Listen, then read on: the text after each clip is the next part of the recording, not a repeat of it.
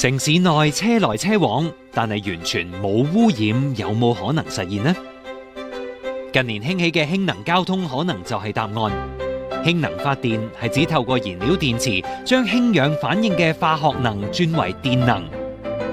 水係唯一會帶嚟嘅副產品，係最具潛力嘅低碳能源。為咗推動氫能發展，政府舊年年底推出氫燃料電池重型車輛試驗資助計劃，又制定發展策略，推動氫能生產、運輸同應用。目前第一部氫能巴士同第一個公眾加氫站都已經投入服務，亦都有研發中心製造出氫能物流叉車，加氫3分鐘就能夠運作12小時。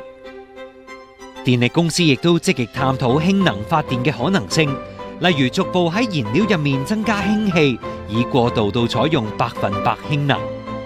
人才方面，政府正係探討為業界設立安全培訓課程，並計劃同內地機構合作，培養相關嘅技術人才。